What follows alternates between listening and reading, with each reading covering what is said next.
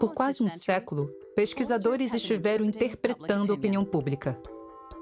Você gostaria de participar de uma pesquisa para a próxima eleição? Suas metodologias são simples. Fazer perguntas a um pequeno grupo de pessoas e depois usar esse grupo de amostras para representar a opinião de toda a população. De nada. Voltem sempre. Mas nas últimas décadas, a população tem se esquivado de responder às pesquisas. As pessoas não são mais encontradas em apenas um lugar como antes. Elas se dispersaram, o que dificulta as pesquisas de opinião tradicional.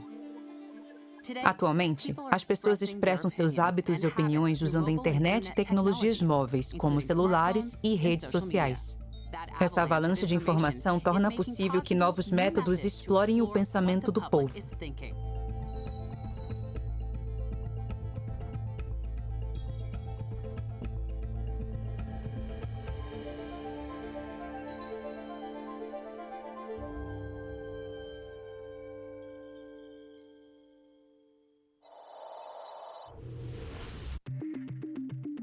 Hoje em dia, a informação está disponível em todo lugar. Informação do cartão de crédito, cartão de fidelidade, demografia e das organizações comunitárias. Lembre dos cadastros que você faz, dos que você frequenta. Quando você clica no quadrado escrito "Li e concordo com os termos de serviço", você está assinando um contrato. Inúmeras páginas com coisas que você não leu, que ninguém nunca lê e que não faria diferença se você lesse. Isso significa que temos informação de todo lugar, o que torna esses dados muito valiosos. Muitas pessoas cedem ao Google seus dados de e-mail pelo Gmail, seus dados de vídeo pelo YouTube, sua localização pelo Google Maps. E quando você cruza todas essas informações, você obtém uma imagem muito íntima de um indivíduo, que eu acredito ser maior do que a nossa memória, pois nós não lembramos de todos os lugares onde já fomos. O desafio é saber como extrair informações úteis do que parece ser um ruído aleatório. É aí que a inteligência artificial aplicada, conhecida como IA, pode ser promissora e perigosa. Enquanto as ficções científicas distópicas imaginam mundos onde as máquinas governam os humanos, a IA normalmente é definida por engenheiros como a capacidade de uma máquina de pensar e aprender. Eles a consideram uma ferramenta guiada pelo homem e que, ao ingerir enormes quantidades de dados, como o das redes sociais, é capaz de aprender e de identificar padrões nesse ruído. E se houvesse uma IA capaz de usar esses padrões para prever o comportamento humano no futuro, como prever o resultado de uma eleição? A campanha para a próxima eleição federal canadense já começou. Enquanto o Partido Liberal do ministro Justin Trudeau lida com um escândalo judiciário e a saída de 2 ministros, os conservadores, Novos Democratas e o Bloco Quebecense apresentam candidatos de primeira viagem ao cargo. Apesar de uma campanha apressada de 6 semanas, os partidos foram lentos na apresentação de suas propostas. Não está claro se os eleitores farão suas escolhas baseados nos problemas, nos partidos ou nos candidatos. Em Ottawa, capital do Canadá, uma pequena startup está usando a IA para prever a próxima eleição. Estão falando que parece a eleição do Seinfeld, porque ninguém diz nada com nada. Mas parece que em toda eleição é desse jeito. Para falar a verdade, honestamente, o que eu ouvi das pessoas é que pela primeira vez elas estão de olho nas propostas e não nos candidatos. Os 2 mais votados não me interessam, não. Eu quero saber quem é que vai trabalhar mais pela economia, pelo meio ambiente. Muita gente diz isso, que a economia, claro, é a prioridade de todos, mas o foco é nas propostas. O físico Canton White e a contadora Erin Kelly fundaram juntos a Advanced Symbolics, ASI, em 2015. Essa empresa de pesquisa de mercado usa dados públicos para prever padrões de consumo por meio da IA. Na época da Cambridge Analytica, as pessoas achavam que isso era algum tipo de bruxaria, que isso era tudo feito de forma escusa. Quero que as pessoas vejam que isso é só matemática, ciência, probabilidade, estatística, tudo feito da mesma maneira de antes. Só que agora é feito pela Poly, não por operadores de telefone. Eles conseguem usar um método similar para prever opiniões políticas. Antes, era bem difícil obter informações de milhões de pessoas e aplicar estatísticas físicas nelas. Mas agora temos o Facebook, temos o Twitter. Como eu consigo usá-los? Apesar de não trabalharem para partidos políticos ou veículos de notícias, Kelly e White viram nas previsões de eleições uma forma de promoverem sua metodologia de pesquisa. Veja a forma como são feitas as pesquisas de mercado tradicionais e quantas vezes ocorrem interferências nas pessoas que estudamos. Interferimos ao perguntar a elas se querem participar, ao fazer as perguntas e na maneira como formulamos as questões. A nossa ideia veio quando vimos nas redes sociais uma enorme oportunidade de observar as pessoas em seu ambiente natural. Será que não teríamos políticas melhores e uma sociedade mais utópica se a gente soubesse exatamente o que a sociedade deseja? Fui muito inspirado na juventude pela ficção científica, como a série Fundação de Asimov, onde usavam física e estatística física nas pessoas para mapear o destino de toda a galáxia. Fiquei desapontado quando soube que isso não era possível na vida real. A explosão de dados das redes sociais deu a White uma mina de ouro. Ele poderia aplicar metodologias estatísticas da física para decifrar o que para muitos era um emaranhado inutilizável de dados. Foi então que nasceu a IA, que a ASI chama de Polly.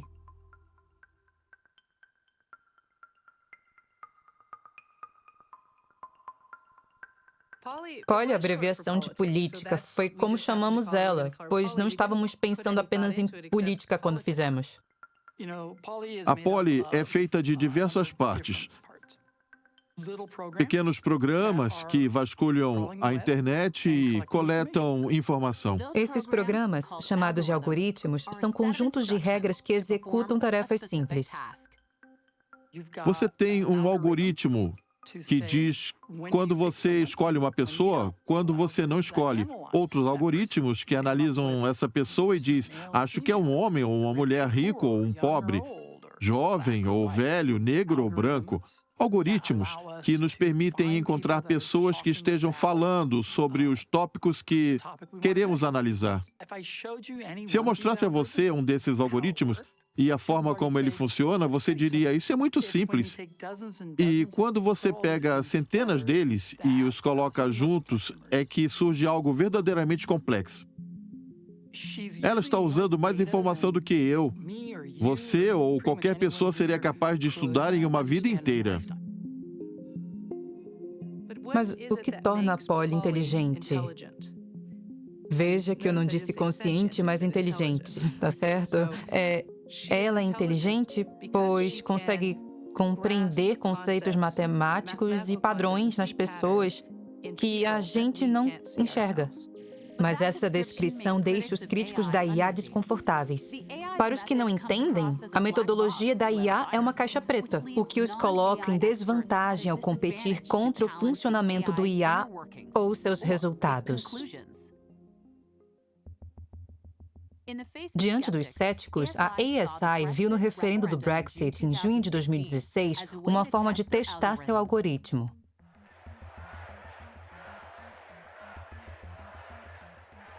Os cidadãos do Reino Unido votariam pela sua permanência ou saída da União Europeia. Pesquisas tradicionais realizadas diariamente mostravam um país dividido ao meio. Conforme o referendo se aproximava, ficava claro que os eleitores indecisos seriam determinantes para o destino da nação.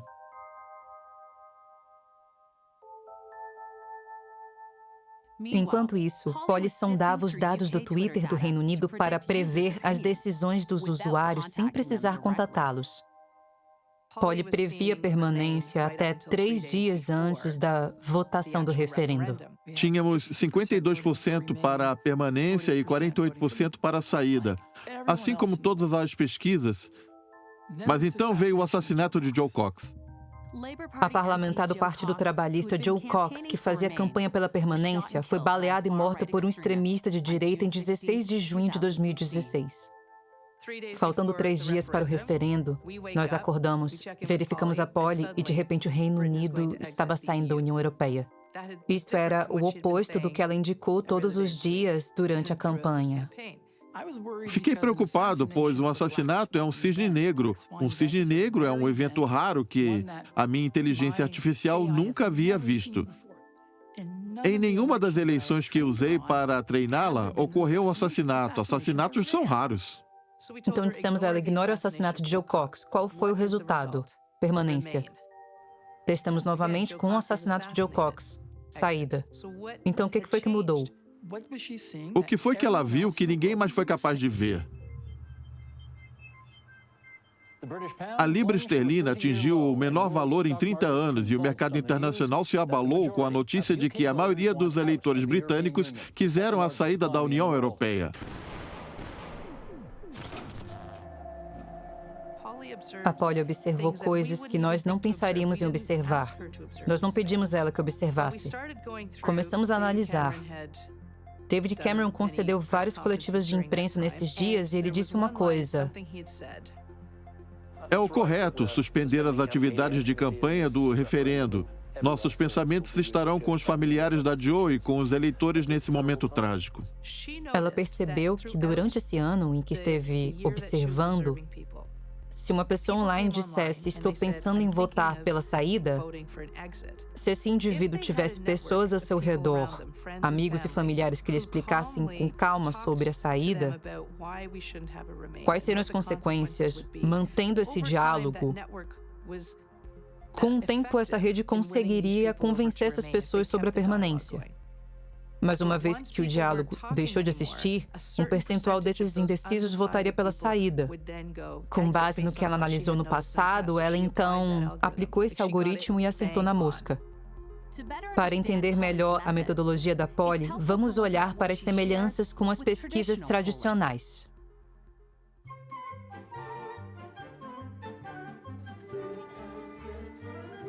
Uma forma de mensurar a opinião pública é por meio de entrevistas, breves entrevistas chamadas de enquetes. Algumas pessoas são cuidadosamente selecionadas como amostras de importantes grupos da população geral. Por décadas, os pesquisadores tiveram sucesso contatando pessoas por telefone, por correio ou batendo de porta em porta.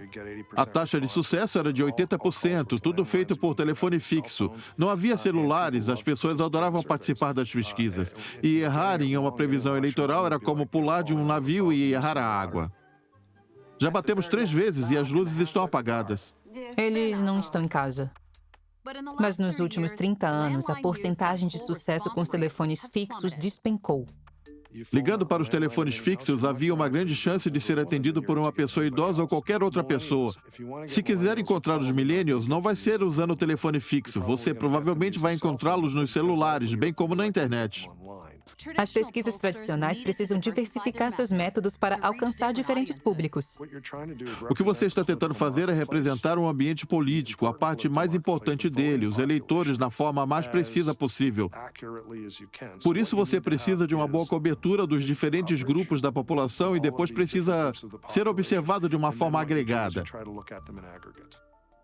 Para cobrir a população canadense na eleição de 2019, o pesquisador Derry Bricker combinou ligações fixas com ligações móveis e enquetes online. Mas Polly adota uma estratégia diferente. Conforme nossa população se diversifica, precisamos coletar uma amostragem maior. O Canadá é muito mais diverso agora do que era em 1970 ou 1959, quando começaram as pesquisas por telefone. Porém, esse método não evolui desde os anos 50. O tamanho das amostras são os mesmos, ainda adotamos os mesmos métodos, apesar da população ter mudado drasticamente. Com as redes sociais, a gente finalmente tem a oportunidade de desenvolver essa ciência pela primeira vez em 50 anos.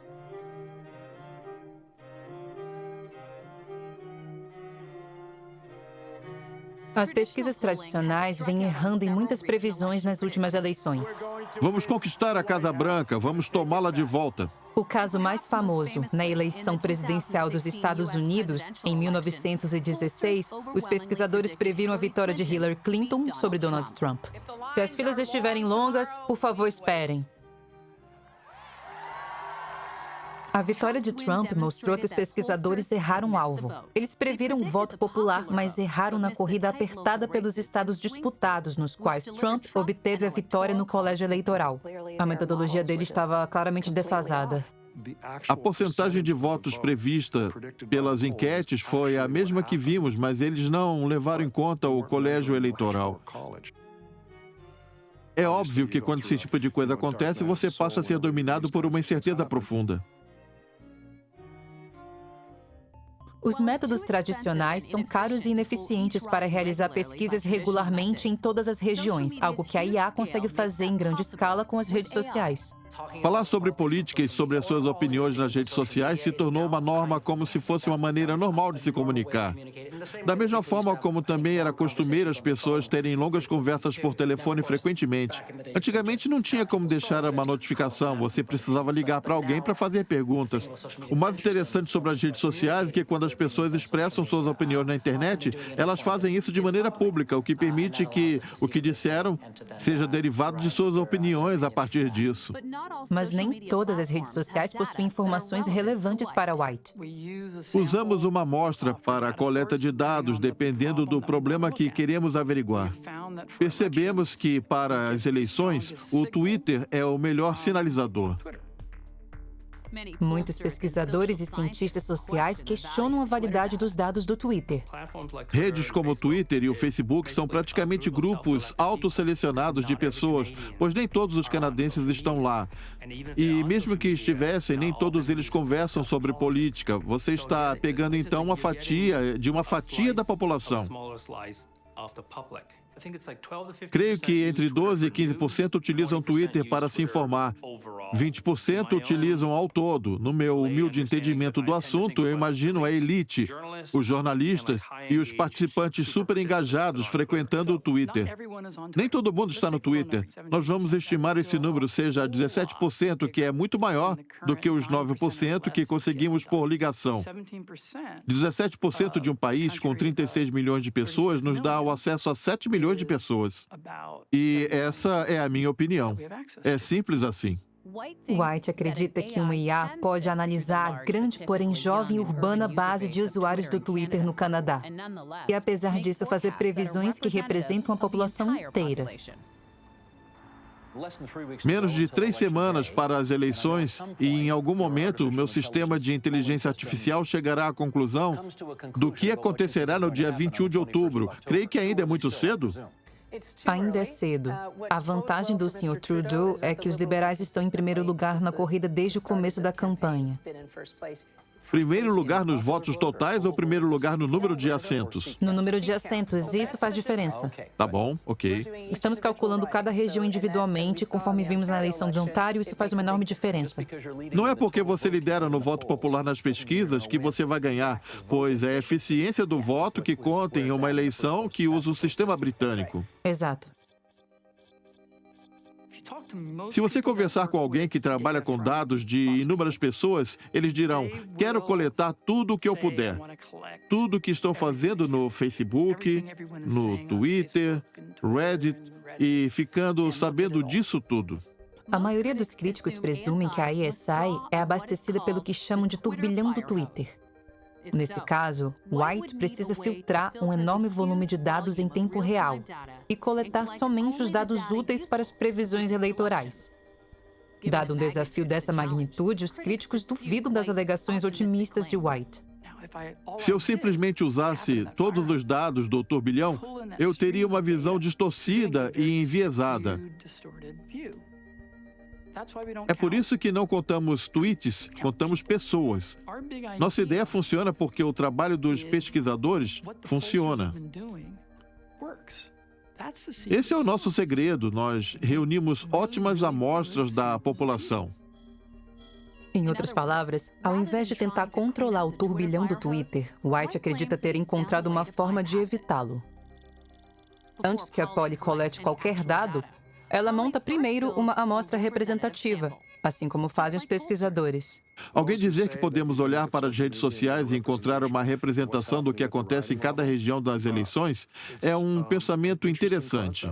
Exploraremos isso com toda certeza. Eu apostaria a minha casa, a minha capacidade de prever corretamente o resultado em cada uma das regiões. Com base nas redes sociais? Não. Antes de mais nada, ligar para as pessoas a uma região específica não é fácil. É difícil descobrir de onde uma conta está tweetando. Tem uma piada que diz: na internet ninguém sabe que você é um cachorro. No Twitter ninguém sabe se você está na China, na Rússia ou aqui em Toronto. É muito complicado cravar sim. Com certeza essa conta é canadense. Uma amostra representativa de canadenses deve obrigatoriamente conter pessoas do Canadá. White acha que ele é capaz de confirmar que seus usuários do Twitter são legítimos. Usamos informações que as pessoas inserem em suas contas. Vemos aqui que elas moram no Canadá. Ótimo, elas dizem: estou no Canadá, e nós verificamos. O primeiro teste é: a maioria dos seus amigos são do Canadá? Olhamos seu histórico, as coisas sobre as quais você fala. Se você for canadense, provavelmente estará falando sobre hóquei no gelo ou outras coisas de canadenses como o clima frio. Para os pesquisadores, uma amostra é representativa e aleatória somente quando cada um dos membros tem chances iguais de aparecer na amostra. Imagine que você está numa tigela de balinhas. Tem balinhas vermelhas, azuis, verdes e amarelas. Você não precisa contar todas as balinhas para descobrir se há vermelhas, verdes, amarelas ou qualquer outra cor. Se elas estiverem igualmente distribuídas pela tigela e você enfiar a mão lá, puxá-las e colocá-las na mesa, você terá uma representação do quanto há dentro da tigela. Se fizer isso 10 vezes, você terá uma boa representação do que há dentro da tigela. Não porque o conteúdo da tigela ficou menor, mas porque as amostras ficaram mais consistentes. E é disso que tratam as amostras. Historicamente, os pesquisadores coletam amostras selecionando aleatoriamente nomes em uma lista telefônica. No mundo digital, as amostras representativas e aleatórias necessitam de um paradigma diferente. Há um jogo chamado A 6 Passos do Kevin Bacon, onde dizemos: vou escolher um ator de filmes e encontrar uma conexão com Kevin Bacon em 6 passos. Você pode brincar disso no Facebook ou no Twitter. Escolha qualquer pessoa, qualquer celebridade e tente chegar em você a partir deles. É preciso, em média, 3 ou 4 conexões para chegar em qualquer pessoa no mundo. O algoritmo da Polly usa a computação matemática para garantir uma média mínima de passos entre os usuários do Twitter que coleta. É assim que ela define a distância virtual e a aleatoriedade entre os usuários. Mas os críticos protestam que isso ainda não resolve a falta de diversidade entre os usuários do Twitter. Eu levo em conta esse viés do Twitter. Eu faço isso ao dizer: o censo demográfico diz isso, que a diminuição deve ser assim. E no algoritmo você escreve: se o resultado for diferente do esperado, você deve aguardar até que ele se equilibre. Por exemplo, quando eu observo que minhas amostras possuem muitos homens, jovens urbanos, eu paro de coletar apenas os homens e jovens urbanos. Você para de coletar mais deles até que a amostra reúna mais mulheres velhas e rurais. Assim, conseguimos equilibrar a situação. Ao invés de olhar para o público majoritário do Twitter, a amostra da Polly está limitada aos usuários que se encaixam na demografia de cada região. White diz que isso resolve o que os críticos alegam ser uma falha crucial na fonte dos dados da Polly. Esse é o algoritmo-chave por trás da Polly. Se alguma vez houve um desastre nas eleições do Canadá, foi essa semana.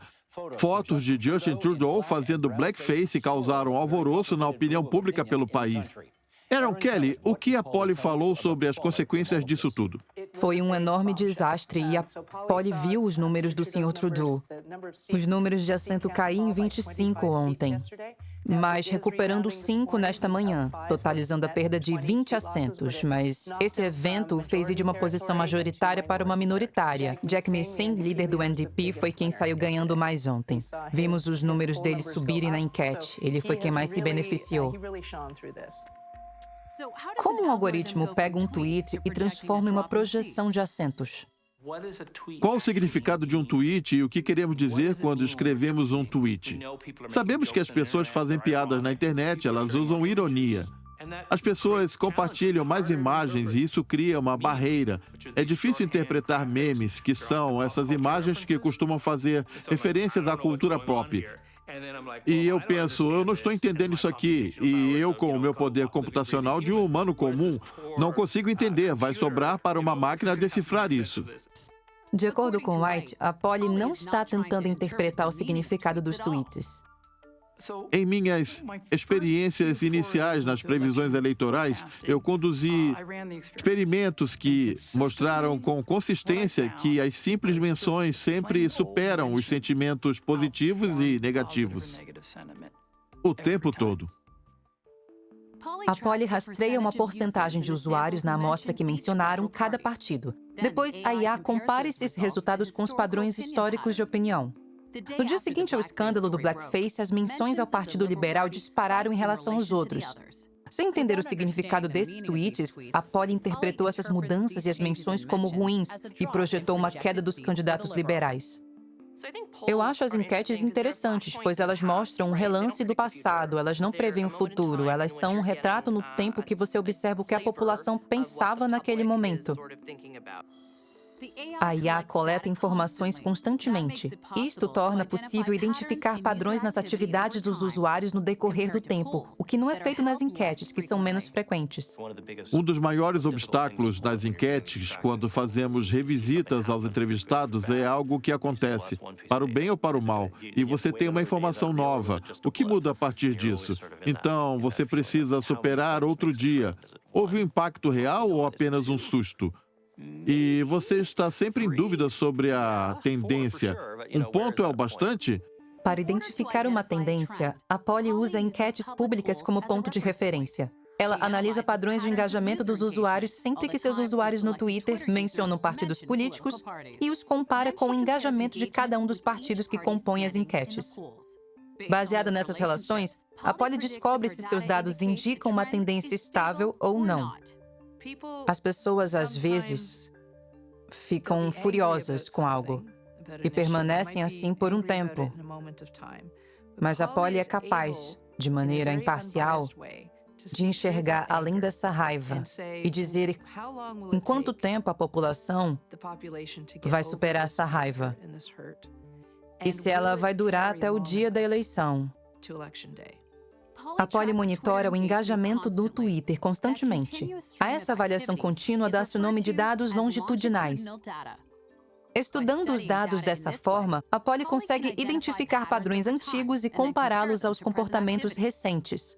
E também significa que a Polly pode olhar para os dados do passado e reexaminar tendências não exploradas. Em relação ao escândalo do blackface, acho que nenhum pesquisador jamais perguntou se você visse o líder de um partido usando uma fantasia questionável aos 20 anos de idade, sua opinião mudaria? Acho que ninguém imaginou essa pergunta. É fantástico o fato da Polly e do estudo longitudinal poder voltar no tempo e me entregarem uma indicação precisa sobre o que você estava pensando há uma semana ou há um mês. E isso é algo que você não consegue fazer entrevistando alguém 1 ou 2 semanas depois. Eu diria que talvez os canadenses nem se importam com blackface tanto quanto dizem nas redes sociais. Há muita revolta, eu até chamaria isso de revolta teatral nas redes sociais, em especial os que dizem, meu Deus, não acredito nisso. E eu penso, você não acredita nisso? Não acredita que um rapaz branco e rico do Quebec pintou a cara de preto em uma festa em uma escola particular com o tema Mil e Uma Noites? A festa em si já era racista mesmo sem o blackface.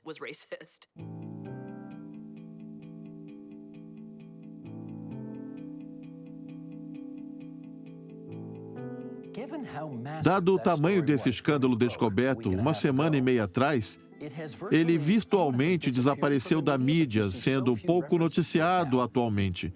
Baseado na sua enquete, é possível dizer que essa história chegou ao fim? Sim, eu acho que para os partidos, continuar falando dessa história é o mesmo que chutar um cachorro morto. Eu acho que ele está se recuperando e que a recuperação lenta se deve a vários fatores, não somente ao blackface. Jack McSing impressionou muitas pessoas com suas declarações iniciais quando o escândalo veio à tona. Essa solidariedade já se esgotou. Ela acabou de vez? Ele ganhou 2 assentos desde o escândalo, mas antes disso ele já havia ganhado 9, então acho que já acabou. Ah. Frases como inteligência artificial e aprendizado automático são usadas de diferentes formas para representar algo mágico nos computadores que nos fazem pensar feito humanos. Tratamos de algoritmos flexíveis e sofisticados que nos permitem processar grandes quantidades de informação que possuem complicadas relações entre si com modelos flexíveis, que permitem ao computador desvendar essas relações improváveis. Por que ela é uma IA e não apenas uma estatística ou um conjunto de códigos? A diferença é que ela é capaz de fazer tudo isso quase por conta própria. Eu não preciso escrever uma regra dizendo, Polly, quando você vir isso, faça isso. Ela é capaz de resolver sozinha.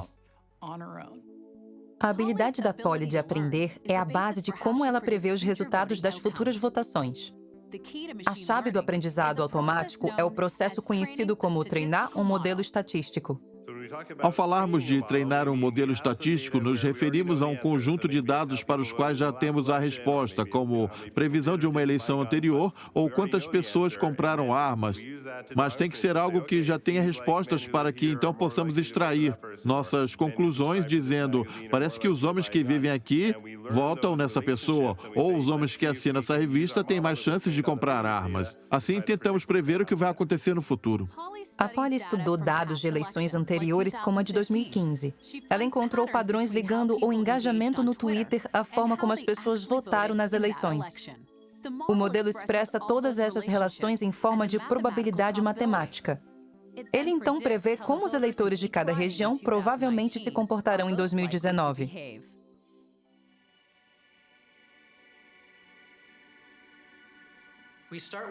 Vamos começar explicando como o líquido desse copo funciona, começando com um monte de moléculas de água.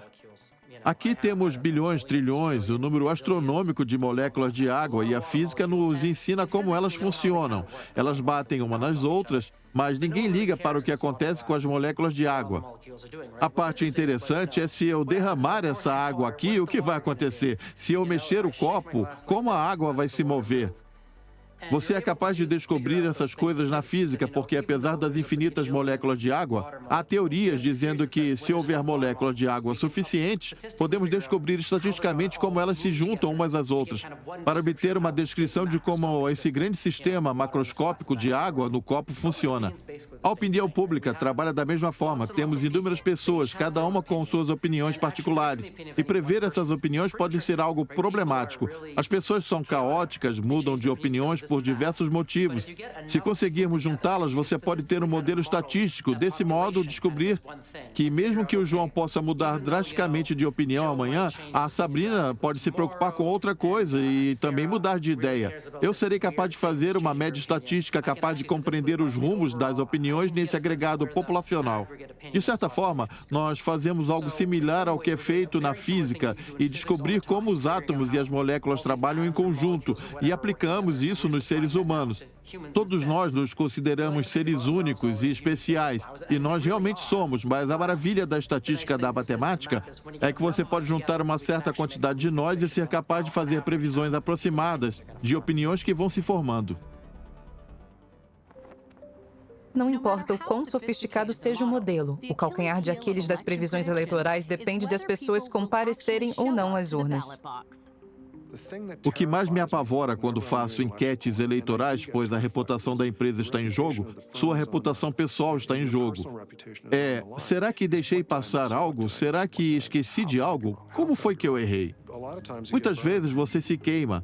Há 6 ou 7 partidos concorrendo em uma eleição em cada região e ainda temos um partido que não consta nas urnas. extremamente importante chamado Partido da Apatia. Esse é um problema para os pesquisadores tradicionais, pois a assertividade deles é baseada nos últimos índices de participação. Todos dizem, claro que vou votar. Os números de pessoas que dizem não vou votar, não ligo para isso, é minúsculo, se comparando ao número total de abstenções. Isso somado ao fato de que as pessoas não se interessam pela política. Raramente respondem às pesquisas, ou dialogam com os candidatos, ou atendem às ligações, ou até mesmo expressam suas opiniões sobre políticas no Twitter. Os abstinentes se excluem dos diálogos de muitas formas, o que os torna difíceis de serem encontrados, compreendidos e tornando difícil de calcular o quanto eles serão no total. Em contraste, o método da Polly é baseado nos padrões regionais de engajamento eleitoral e está menos vulnerável aos índices nacionais de participação. Filosoficamente, alguns críticos ainda alegam haver um problema. A Polly prevê resultados prováveis baseados em correlação estatística, mas ela não explica o porquê de algo acontecer. Nós continuaremos falando dos oleodutos, pois ainda há muitas questões a respeito disso. O problema, depois dos 2 debates em francês no começo de outubro, a Polly viu um aumento no apoio ao bloco quebequense, mas não encontrou o motivo. Sr. Trudeau, você vai impor o oleoduto ou não? Essa é uma etapa de um processo que requer a aprovação das comunidades dos povos nativos. Você dirá que o Quebec não haverá um oleoduto? É por esse motivo que eu apresentei a ideia de um corredor energético. Os responsáveis pela Polly enxergaram a razão da subida. Em tweets do Quebec, eles perceberam um aumento na palavra oleoduto. As pessoas que apoiavam o bloco quebequense não estavam querendo um oleoduto, pois diziam que o Quebec tinha energia limpa. Então, por que não pegar essa energia limpa do Quebec e vendê-la para a Alberta ao invés de comprar a energia poluente deles? Alguns especialistas, como a jornalista Chantal Hébert, viram o debate de uma outra forma. Eu diria que o desempenho do Trudeau foi o pior de um candidato a primeiro-ministro que eu já vi na língua francesa em décadas de debates. Trudeau perdeu a campanha no Quebec, não só pelo blackface, mas porque ele não passou uma boa impressão. Enquanto Hébert usa sua experiência para explicar a mudança no Quebec, a explicação de Kelly é também uma explicação humana. Os dados de Polly indicam somente uma correlação entre os ganhos do bloco e a palavra oleoduto, mas não uma causa.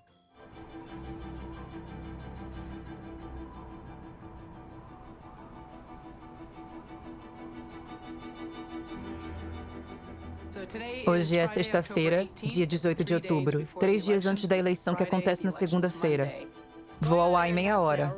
A gente olhou novamente os números, pois o último relatório que a gente fez foi ontem, dizendo que vai ter 66% de chance de um governo liberal de minoria, e hoje de manhã a Polly disse que a chance é de 77%.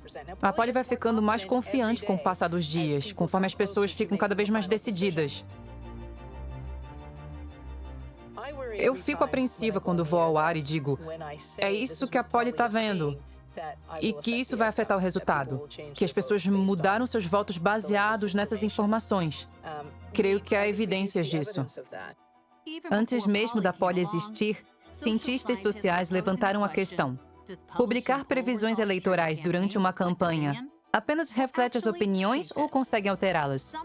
Alguns dizem que a grande escala das IAs torna essa questão ainda mais importante. Eu acho que a IA testa o mito da neutralidade em relação ao processo político, tanto a neutralidade dos jornais quanto a dos pesquisadores. De um lado, os partidos usam as pesquisas e as tecnologias para decidir o que farão, mas a mídia usa as pesquisas e enquetes para entender o que está acontecendo. É um loop de feedback. Não importa se você está dentro ou fora desse processo, a percepção do futuro determina o futuro. Se a mídia diz que o NDP não tem chances, o NDP começará a pensar que não tem chances. Vemos então a influência que as previsões têm e como do futuro, e em relação a isso, eu acho que não importa se é o partido, se é a mídia ou se é o pesquisador individual, lançar previsões influencia o público, que por sua vez influenciam o resultado. Segunda-feira é o dia D. A maioria das pesquisas mostra os liberais e conservadores virtualmente empatados. Será que a Polly, o algoritmo de inteligência artificial, possui uma visão mais definitiva sobre o que veremos? Você tem a noção de quantas pessoas essa semana me pararam para perguntar? O que a Polly disse? Você está usando vermelho por um bom motivo. Sim, eu escolhi essa cor de propósito porque a Polly está dizendo que teremos um governo liberal. Um governo liberal de minoria? Um governo liberal de minoria. Quer dizer, você já está pronta para cravar o resultado da eleição? Então, há um ponto interessante. 77% é alto. Não tão alto quanto gostaríamos, não tão alto quanto foi em 2015, em que conseguimos cravar o resultado um mês antes da eleição. O eleitorado está muito decidido dessa vez. Então, na parte de baixo do gráfico está um número considerável de vagas. Mais de 20 vagas ainda sem definição na província. Eu me sinto forçado a citar a última eleição nacional dos Estados Unidos, onde todas as pesquisas indicavam Hillary Clinton com 80% de chances de vitória, e mesmo assim perdeu. Você tem os liberais com 77%. Isso. Acredito que ainda não há certeza. Não, não há. A diferença, no caso da Hillary e este, é que nós contamos cada assento individualmente. Então, podemos ver que, a nível de voto popular, os liberais e os conservadores estão empatados nacionalmente. Mas quando o assunto são os assentos, a coisa muda e podemos ver aqui essa diferença por meio do nosso sistema. Sim, a forma como os votos totais se traduz de assento em assento, obviamente, é o que importa.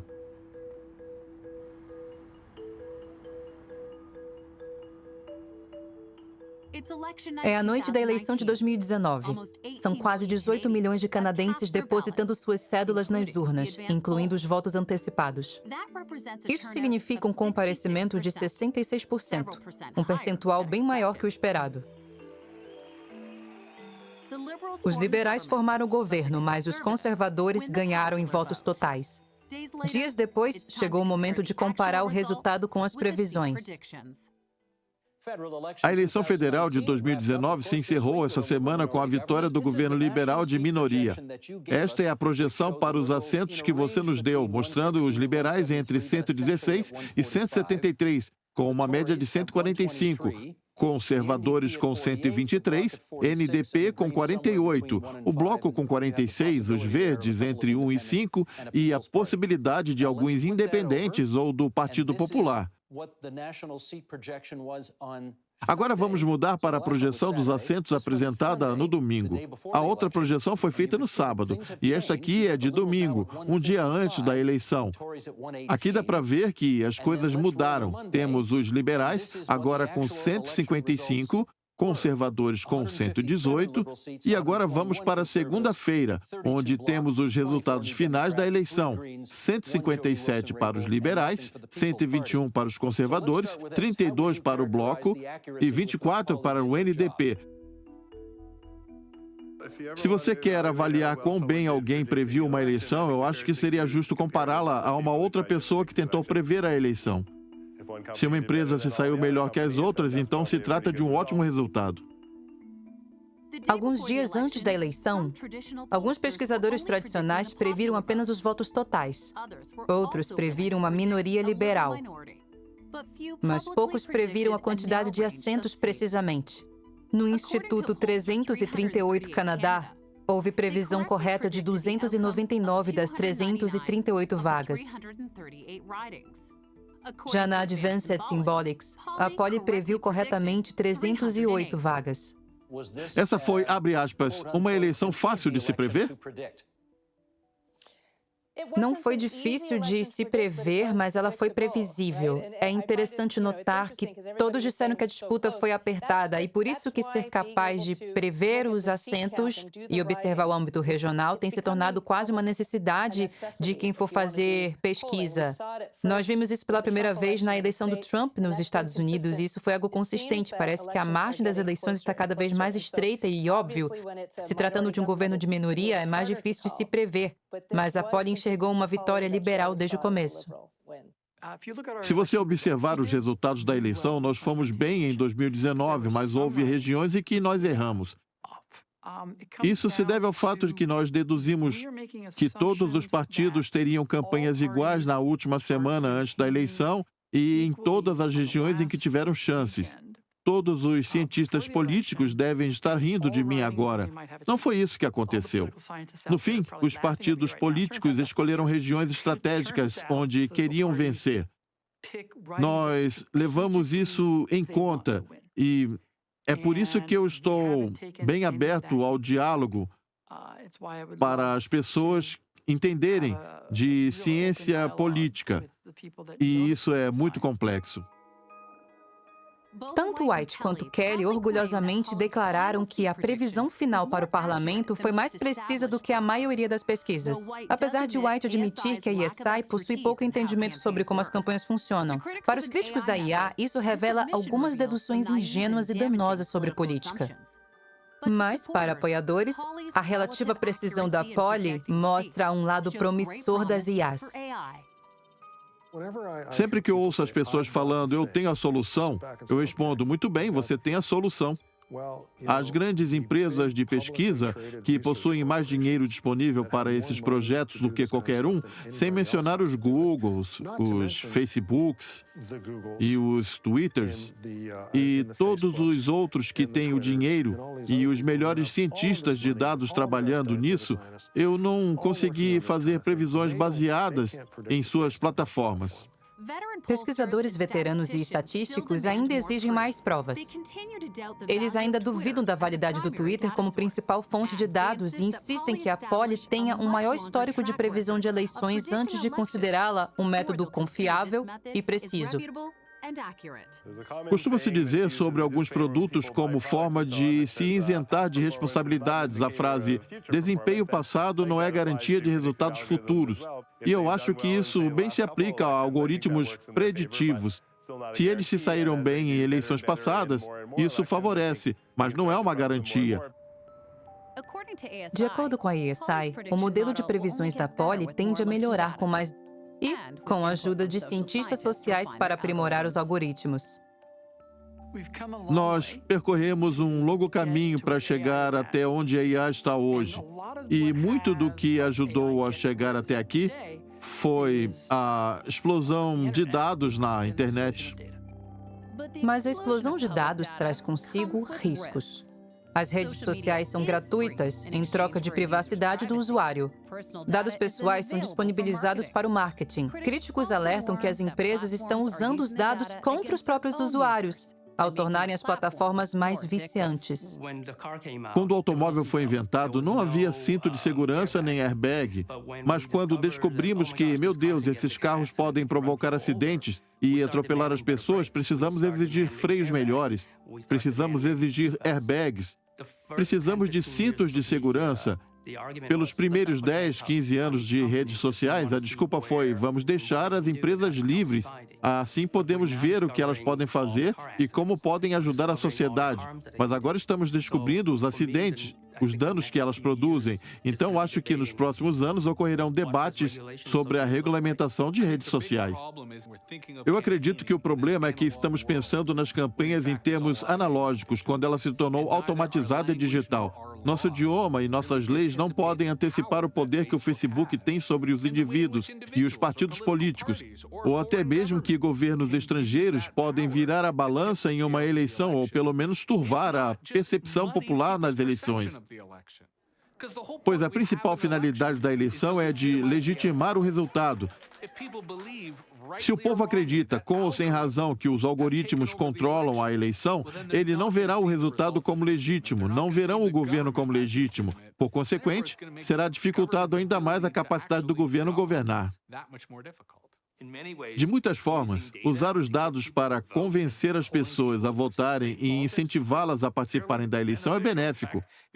Se você me perguntar o que os dados podem fazer de bom, ele traz mais engajamento para a política, então eu não acho que a propaganda política seja um problema. Eu acho que a forma como a propaganda online funciona e o fato que isso exige muita vigilância para desenvolver perfis, de forma com que eles fazem o direcionamento é tão invasivo e esse é um problema real. Acredito que os canadenses estão espantados com a forma como a tecnologia e a vigilância vêm ganhando um papel cada vez maior na sociedade, fazendo com que se sintam vulneráveis. Nós temos essa noção de se você quer privacidade, fique em casa. Se quiser privacidade, é só falar. Mas se quiser frequentar a praça pública, Se você colocar alguma informação lá, vai ser como se tivesse dito: qualquer um pode fazer o que quiser com essa minha informação. E é isso que está errado no mundo moderno. Eu acho muito prejudicial pensar que isso será resolvido apenas dando a opção de consentir ou não com isso tudo. A falha que persiste é a de que ainda se tem um indivíduo contra uma empresa colossal, e principalmente que ela sabe muito sobre você e você sabe muito pouco sobre ela. Nós inventamos essa estrutura e podemos inventar algo diferente. As previsões eleitorais da Polly dependem da atual popularidade do Twitter e a facilidade de acesso a esses dados. Se uma nova regulamentação vier para proteger a privacidade dos usuários e restringir à força o modelo de negócio das redes, ela poderia mudar drasticamente a forma como as pessoas usam as redes sociais. Não creio que as redes sociais se tornaram mais privativas. Haverá uma necessidade de redes públicas onde as pessoas criarão conteúdos que todos poderão ver e com os quais poderão interagir. Na verdade, estou apostando alto nisso. Não sei, eu acho que pesquisas tradicionais estão com medo, pois esse é o futuro. Havia um chatbot da Microsoft famoso no Twitter. Não me lembro do nome, mas foi uma demonstração de uma IA de linguagem natural. Era algo realmente sofisticado. Muitas pessoas ficaram sabendo da conta desse chatbot no Twitter. E começaram a falar o que podemos ensinar a essa IA para tornar essa conta a mais ofensiva e repugnante do planeta. E eles conseguiram. Essa IA se tornou absurdamente racista e xenófoba, então a Microsoft teve que desativá-la. E isso foi culpa da IA? Por que as pessoas têm essa necessidade de serem baixos e maldosos com elas mesmas e ensinarem isso para as máquinas?